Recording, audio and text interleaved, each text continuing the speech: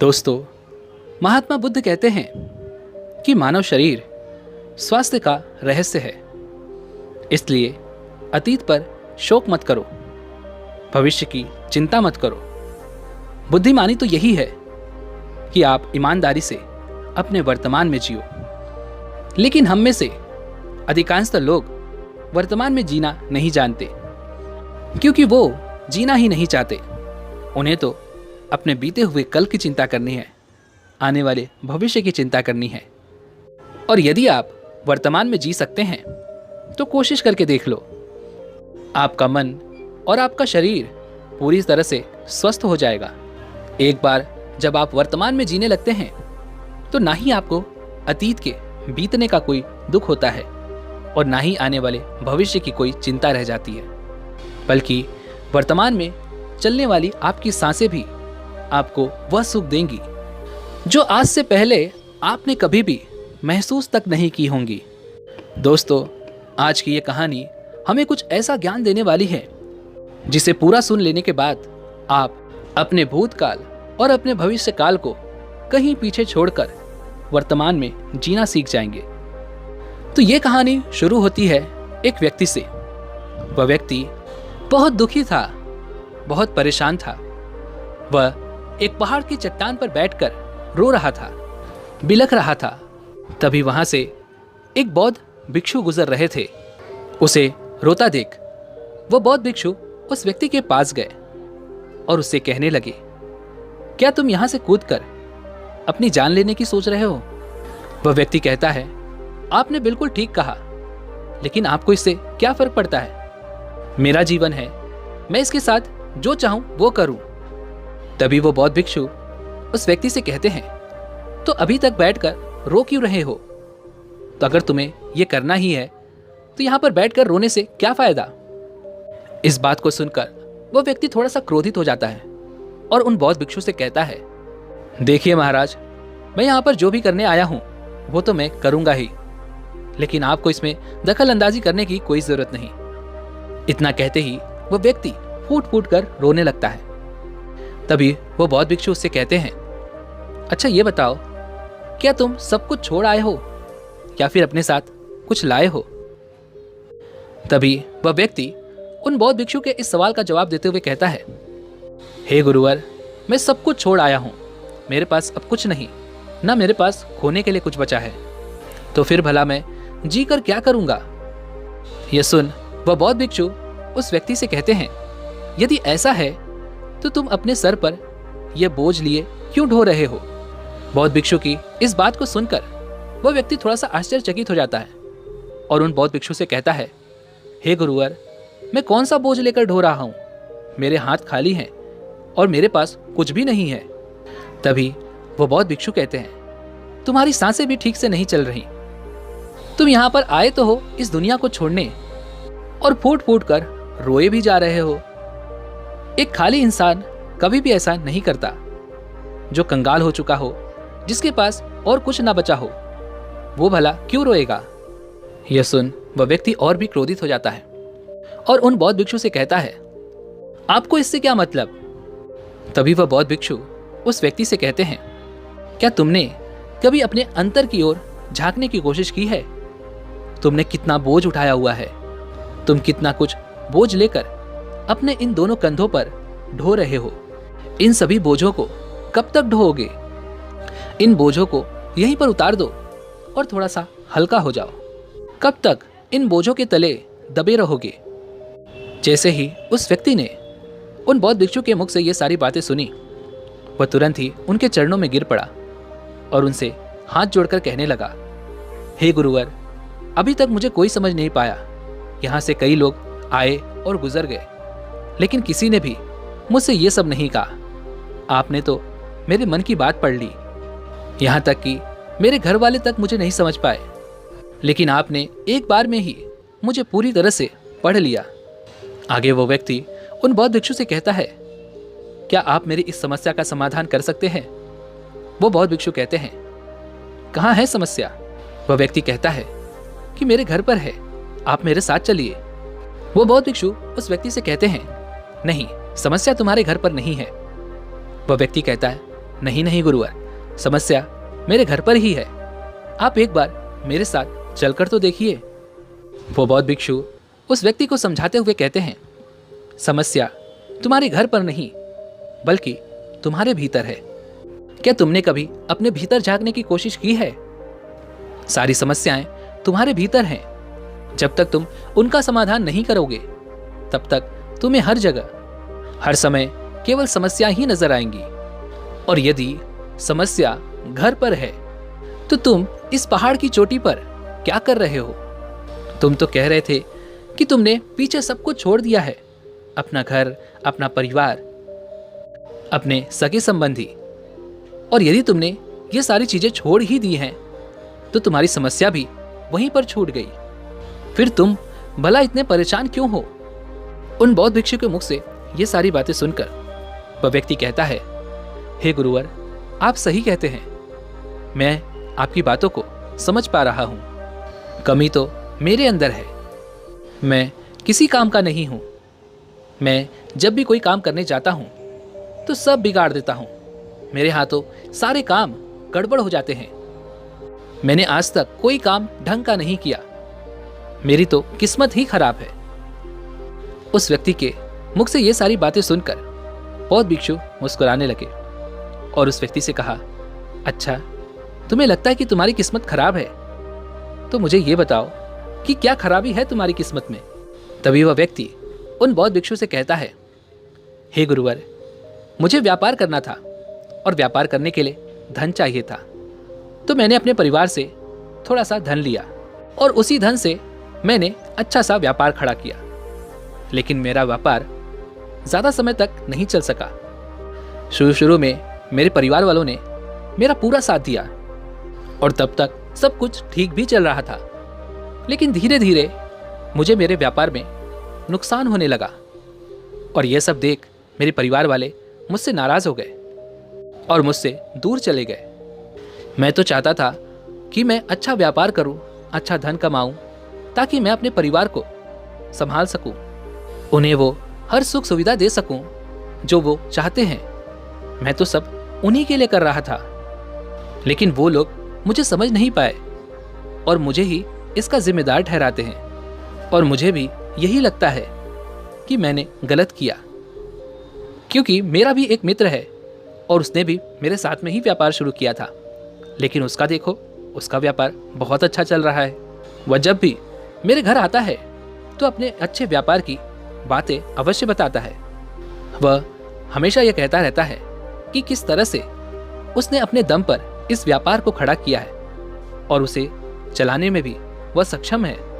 किस तरह से उसने जी तोड़ मेहनत की और अपने व्यापार को उन ऊंचाइयों तक ले गया।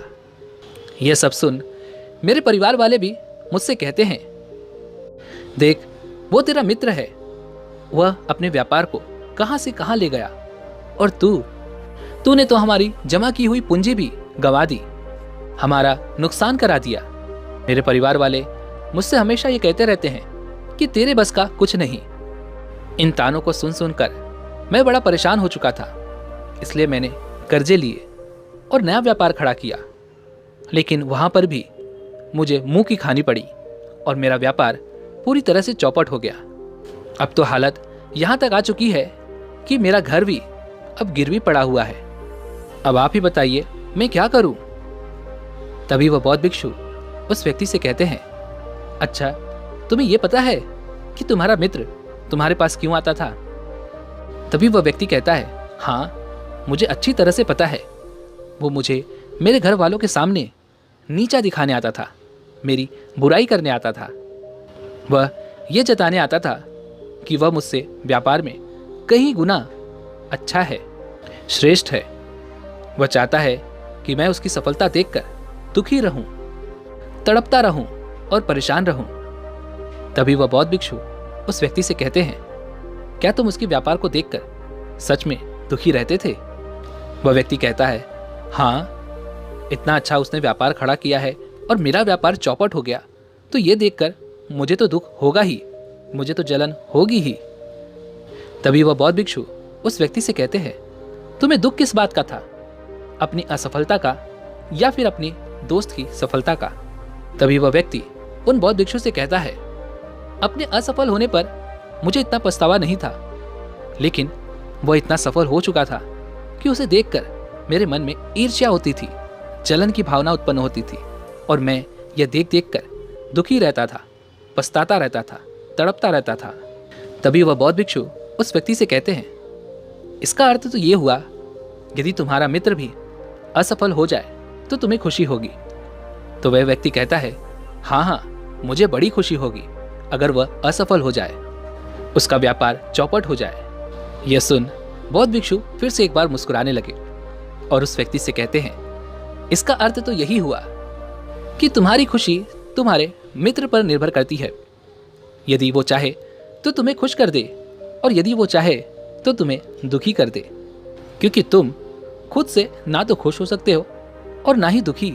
तुम तो अपने मित्र के गुलाम बनकर रह चुके हो और अगर यही बात है तो तुम्हारी समस्या का कोई समाधान नहीं है, क्योंकि तुम्हारी खुशियां और तुम्हारी तकलीफें, दुख, ये सब दूसरों के व्यवहार पर निर्भर करती हैं।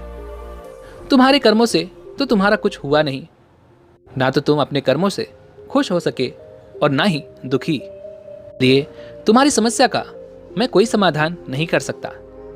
तभी वह व्यक्ति उन बौद्ध भिक्षु से कहता है, हे गुरुवर, ऐसा मत कहिए, मुझे आपसे बहुत आशा है, क्योंकि आप ही वो हैं जिसने मेरे अंदर की तकलीफों को पढ़ा है, उसे जाना है, उसे समझा है। आपसे मैं विनती करता हूं कि मेरी इस समस्या का समाधान मुझे बताइए।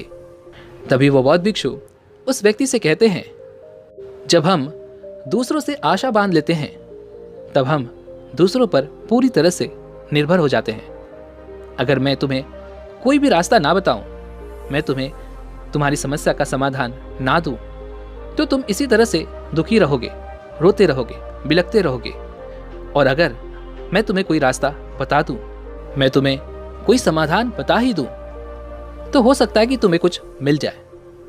लेकिन एक बात याद रखना कि जो तुम्हारा मित्र तुम्हारे घर पर आता है, यह तुम्हें बताने के लिए कि किस तरह से उसने व्यापार में वृद्धि की, किस तरह से उसने कड़ी मेहनत की, जो तुम्हें दुखी करने आता है, लेकिन वो बात तो सच्ची ही कह रहा है कि किस तरह से उसने अपने जीवन में वह संघर्ष किया और उस मुकाम तक पहुंचा है।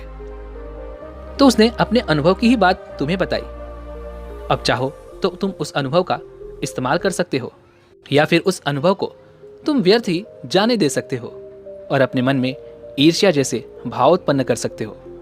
समझदारी तो इसी में है कि जब वो तुम्हें अपने अनुभव के बारे में बता रहा है कि किस तरह से उसने संघर्ष किया है अपने जीवन में अपने व्यापार को उस ऊंचाइयों तक पहुंचाने के लिए, तो तुम अपनी बुद्धि का इस्तेमाल करो और उसके अनुभव के ज्ञान का इस्तेमाल करो। तुम्हें तो खुश होना चाहिए कि तुम्हें जो अनुभव चाहिए था वो तुम्हें बिना मांगे तुम्हारे मित्र से मिल रहा है, और इस पर तो तुम्हें अपने मित्र का आभार व्यक्त करना चाहिए, क्योंकि घर बैठे बैठे तुम्हें वह अनुभव प्राप्त हो रहा है जो तुम अपने जीवन से प्राप्त नहीं कर सके। इसलिए आगे बढ़ो, संघर्ष करो, उस अनुभव का इस्तेमाल करो और हार मत मानो, क्योंकि समय की एक खूबी है, वो चाहे कैसा भी हो वो बदल जरूर जाता है। इसलिए समय चाहे जैसा भी हो, अच्छा या बुरा, दोनों का गुजरना तय है। लेकिन सबसे जरूरी यहां पर समझने वाली बात यह है कि इन दोनों वक्त को देखने के लिए तुम्हारा जीवित रहना आवश्यक है, और जब तुम्हारा अच्छा वक्त शुरू होगा तुम अपने संघर्ष से अपने व्यापार को खड़ा करोगे और अपने व्यापार को उन ऊंचाइयों तक ले जाओगे। तब वही तुम्हारे मित्र अपनी सफलताओं की नहीं बल्कि असफलताओं की गाथा गाएंगे, ताकि तुम उन्हीं की तरह कोई गलत निर्णय लो और तुम उन्हीं की तरह बर्बाद हो जाओ। तो यहाँ पर तुम्हें अपनी बुद्धि का इस्तेमाल करना होगा। तुम्हें उनकी बातों पर ध्यान न दे करके बल्कि अपनी बुद्धि का प्रयोग करना होगा, क्योंकि उस समय वह तुम्हें सुखी नहीं बल्कि दुखी करने आएंगे, क्योंकि उसे भी तुम्हें दुखी देखकर उतना ही मजा आएगा जितना कि तुम्हें उसे दुखी देख कर आएगा। यह सुन वह व्यक्ति उन बौद्ध भिक्षु से कहता है, हे गुरुवर, आप बिल्कुल ठीक कह रहे हो। मेरे जीवन को मैं नहीं चला रहा, बल्कि मेरे सगे संबंधी और मित्र चला रहे हैं, जो मेरे जीवन में सुख और दुख भरे जा रहे हैं। लेकिन मेरा यहाँ पर एक प्रश्न है। जब मैंने व्यापार खड़ा किया था तो मेरा उद्देश्य यही था कि मैं अपने परिवार को सुखी रख सकूं, उन्हें वो सुख सुविधाएं दे सकूं। तो क्या अपने परिवार के लिए सोचना गलत है? मैं तो अपने परिवार के लिए ही सब कुछ कर रहा था, लेकिन व्यापार में नुकसान होने के बाद वह परिवार भी मुझे छोड़ गया। इस पर बौद्ध भिक्षु मुस्कुराने लगे। तभी वह व्यक्ति कहता है, अब इसमें मुस्कुराने वाली बात क्या है? क्या मैंने कोई गलत प्रश्न पूछ लिया? तभी वह बौद्ध भिक्षु कहते हैं, नहीं, हर व्यक्ति यह चाहता है कि कोई उसकी गलती पर उसे सांत्वना दे, और तुम भी वही चाहते हो। हर कोई यही चाहता है कि जब वो कुछ करें तो उनकी प्रशंसा की जाए, और जब हमें प्रशंसा नहीं मिलती तो हमें भीतर ही भीतर बड़ा दुख होता है। हमारे मन को एक ठेस पहुंचती है, और तब हमारे मन में यह भाव उत्पन्न होने लगता है कि इस दुनिया में सभी मतलबी हैं, सभी अपने मतलब के लिए जीते हैं, सभी अपने मतलब के लिए काम करते हैं, और सभी हमारे साथ अपने मतलब के लिए ही रहते हैं। लेकिन अगर तुम किसी को अपना परिवार मानते भी हो और अपने उस परिवार के लिए कुछ करना चाहते हो, तो फिर तुम्हें ऐसा क्यों लगता है कि तुम दूसरों के लिए कर रहे हो? तुम तो अपने लिए ही कर रहे हो ना। अगर तुम्हें लगा कि तुम दूसरों के लिए कर रहे हो तो तुम जीवन भर दुखी ही रहोगे, और जब तुम्हें लगेगा कि तुम अपने लिए कर रहे हो तब तुम्हें एक अजीब खुशी प्राप्त होगी और तुम हमेशा खुश रहोगे। और जब तुम अपने कार्यों को बेहतर से और बेहतरीन करने में लगे रहोगे तो तुम्हें किसी की सांत्वना की भी कोई जरूरत नहीं पड़ेगी। तभी वह व्यक्ति उन बौद्ध भिक्षु से कहता है, हे गुरुवर, मुझे आपकी बात समझ में आ गई। अब तक मेरी किस्मत दूसरों के हाथों में थी। वो उसमें जैसे रंग चाहे, सुख के या दुख के, भर दिया करते थे। लेकिन अब से मैं अपनी किस्मत अपने हाथ में रखूंगा, और फिर चाहे ये अच्छी हो या खराब, मैं हार नहीं मानूंगा। आखिर में वह व्यक्ति उन बौद्ध भिक्षु से कहता है, हे गुरुवर, आपकी सारी बातें तो मैं समझ गया, लेकिन क्या आप मुझे कुछ दे सकते हैं जो मेरे जीवन के सबसे बुरे वक्त में मेरा साथ दे सके, मेरा साथ निभा सके? यह सुन वो बौद्ध भिक्षु उस व्यक्ति को एक छोटा सा बक्सा देते हैं और कहते हैं, यह मेरे बहुत करीब है और इसे तुम्हें अपने बहुत करीब ही रखना होगा। इसमें एक ऐसा राज है जो तुम्हें बड़े से बड़े दुखों से बाहर निकाल सकता है, बड़ी से बड़ी विपत्तियों से छुटकारा दिला सकता है। और इसे तुम सिर्फ तभी खोलना जब तुम्हें लगे कि अब कोई राह नहीं बची है, जब तुम्हें यह लगने लगे कि सब कुछ व्यर्थ है, मैंने जो बातें कही हैं वो भी व्यर्थ है, यह दुनिया भी व्यर्थ है, यहाँ रहना भी व्यर्थ है। इतना कहकर वह बौद्ध भिक्षु उस बक्से को उस व्यक्ति को थमा देते हैं और फिर वहां से चले जाते हैं। वह व्यक्ति उस बक्से को लेकर वापस अपने घर आता है और फिर एक नया कारोबार शुरू करता है। अब की बार वह कारोबार में हार नहीं मानता और उसका कारोबार बहुत अच्छा चल पड़ता है।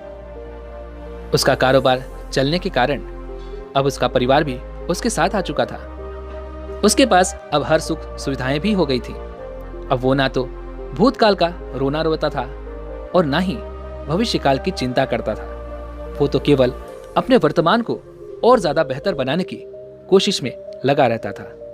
लेकिन समय हमेशा बदलता रहता है। जिस तरह से बुरा समय हमेशा नहीं रहता, ठीक उसी प्रकार अच्छा समय भी हमेशा नहीं रहता। उस व्यक्ति के जीवन में एक बार फिर से अच्छा समय समाप्त हो चुका था। वह जिस राज्य में रहता था उस राज्य पर पड़ोसी राज्य ने चढ़ाई कर दी थी और पूरा राज्य तबाह कर दिया था। उसका व्यापार भी पूरी तरह से तबाह हो चुका था। वह परिवार के साथ दर दर की ठोकरें खाने लगा। उसे यहाँ से वहाँ भागना पड़ा, यहाँ तक कि उसके पास खाने पीने के लिए भी पैसे नहीं बचे थे। भूख से उसके माता पिता ने दम तोड़ दिया और वह अपनी पत्नी और छोटे भाई के दोनों बच्चों को लेकर इधर उधर भटकता रहा। वह दोनों बच्चे बीमार पड़ चुके थे और अब उसके पास उनके इलाज के लिए भी पैसे नहीं थे। तब उसे एहसास होने लगा कि यह सब व्यर्थ है, उसका यह जीवन जीना भी व्यर्थ है, यह पूरा संसार व्यर्थ है। और जो कुछ भी बातें उन भिक्षु ने मुझसे कही थी वो सभी बातें भी व्यर्थ हैं। आज मेरे पास कुछ नहीं बचा, आज मेरे पास जीने का कोई मकसद नहीं बचा। उन भिक्षु ने जो कुछ भी कहा था उन सब बातों का आज कोई मतलब नहीं रह गया। अंततः जीवन को तो समाप्त होना ही है, तो फिर जीवित रहकर भाग दौड़ करके अपने जीवन में वो ऊंचाइयां हासिल करना, वो सफलताएं हासिल करना, ये सब किस काम का? मेरा जीना भी अब मुझे व्यर्थ ही लग रहा है। अगर मैंने उसी समय हिम्मत करके इस जीवन को और अपने शरीर को त्याग दिया होता तो शायद आज मुझे यह सब नहीं देखना पड़ता। वह पूरी तरह से निराश हो चुका था, अंदर से पूरी तरह से टूट चुका था। वह यह सब सोच ही रहा था कि तभी उसकी नज़र उस बक्से पर पड़ी जो उसे उन बौद्ध भिक्षु ने दिया था। उस बक्से में एक पर्ची थी जिस पर यह लिखा था कि आपकी नई जिंदगी की शुरुआत कहीं से भी हो सकती है। आपके पास सोने का सिक्का हो ना हो, लेकिन आपके पास वो हिम्मत तो है, तो कुछ ना कुछ अवश्य ही कर लेंगे। उस पर्ची को पढ़ने के बाद उस व्यक्ति के मन में एक बार आशा की फिर से वह लहर दौड़ उठी और उसने फिर से वह हिम्मत बांध ली ताकि वो अपने जीवन में फिर से उन ऊंचाइयों को हासिल कर सके। दोस्तों, उम्मीद है कि आपने आज की इस वीडियो से ज़रूर कुछ न कुछ सीखा होगा। तो इस वीडियो को लाइक और अपने दोस्तों के साथ शेयर जरूर कीजिएगा और हमें ऐसे ही सपोर्ट करने के लिए चैनल को सब्सक्राइब और घंटी बटन को ज़ोर से दबा दीजिएगा। चलिए मिलते हैं ऐसी एक और वीडियो में, तब तक के लिए अपना ख्याल रखें। धन्यवाद।